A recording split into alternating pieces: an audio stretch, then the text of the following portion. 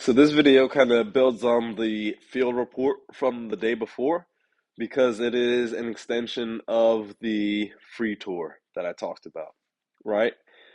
However, I'm going to highlight a different kind of situation and some different feedback here, some different kind of lessons here. Excuse me.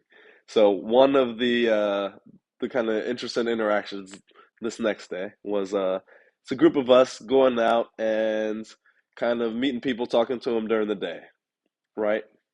Again, me and a buddy out, and we end up meeting people and meeting a particular group of them of kind of essentially like German tourists, right, who are here in DC kind of visiting and out checking out the sights and scenes and all.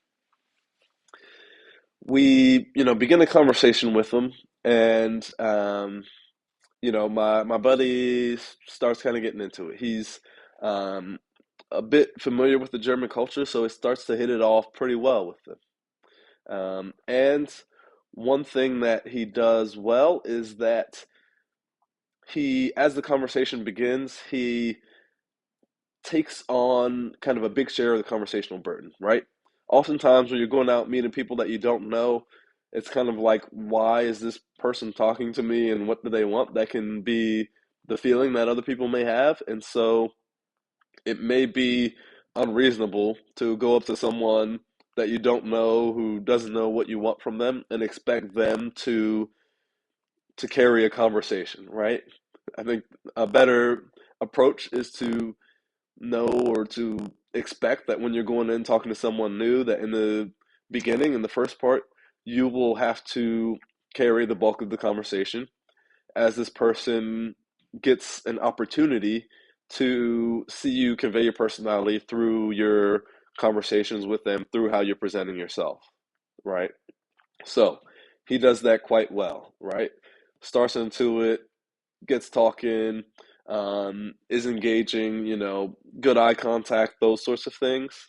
And me, I feel like what I end up doing is kind of observing this a little bit more, observing him and the women talking, right? And that is a lesson of itself, is that sometimes when you get in these group interactions, you can, become kind of in listening mode where you're listening to other people talk. And that's good because you do want to give other folks the opportunity to talk as well. But sometimes, again, you may want to kind of come in and be leading or directing the conversation a little bit more, right? So there is a balance there, right? Where you do want to listen to others, but at the same time, it can also be very beneficial to be able to direct the conversation in different ways. And that actually gets me to my next point, right? Again, with him, things start off well, engaging, carrying the conversation, talking about things that are relevant to them being Germans, right? Or being from Germany. Um, Same thing. And however, as it goes on, he continues to carry a large part of the conversation, right? And even there are some times where he asked them a question, they kind of began to answer, and then he quickly went back to carrying the conversational burden without really giving them a full chance to express themselves, right? And as this happened a couple of times, I felt like I could see them becoming a bit more disengaged, right?